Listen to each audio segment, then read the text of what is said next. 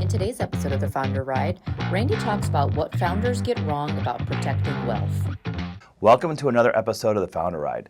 A topic that's tricky, that comes up regularly is, what do founders, people who built wealth, get wrong about protecting wealth after they build it? It kind of falls in two camps. The first of which is that wealth is wrapped up in your business still, specifically. What are you doing to invest in the perpetuity and protection of that business? No big surprise here, as we all know. It really comes down to making sure you have the right team within your business, growing the business, creating more cash flow, creating more positive momentum around EBITDA, positive momentum on revenue, and therefore creating more enterprise value. Kind of obvious. The less obvious one is you have a liquidity event with your business, whether it be partial liquidity event, full liquidity event. And when I say partial, most of the time what that really means is a change of control where you've sold the bulk of your business, is what do you do with the money? We've seen both extremes, candidly.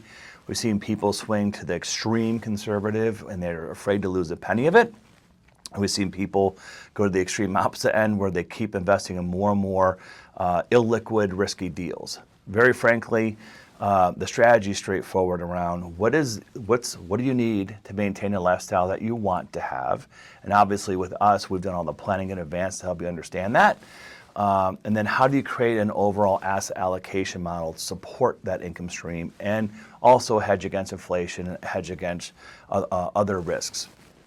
For sure, one of the things that does happen when you sell your business and you lose your income source, is there's almost always a pretty adverse reaction to volatility in marketable securities and any other investments in general. And that's something that you do have to plan for. It takes time to ease into it, but it doesn't absolve you from having a strategy. So it's a known reality of the situation, and it is. My experience has been that most people, most founders over time can understand and accept a good asset allocation strategy, and part of the portfolio will have some volatility, but part of that portfolio is spinning off income to support your current living needs.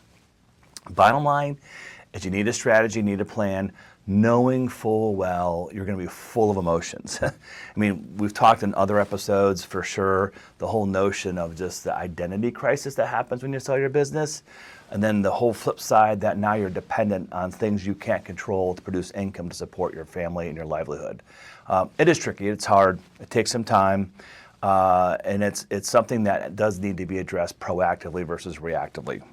Truly, having a recognition that this is going to happen at some point in the future helps you better prepare for the inevitable when you do sell your business, and really proactively having a strategy, not just financially, but also emotionally, how you're going to deal with the volatility. So, tricky topic, like I said. Happy to talk about it whenever you want.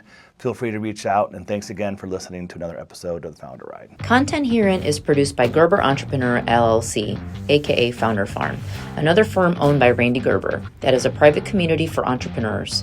Services provided by Founder Farm are separate from the services rendered by Gerber LLC and are rendered pursuant to a separate contract. Clients of Gerber LLC are under no obligation to engage with Founder Farm. Founder Farm does not render investment advisory services.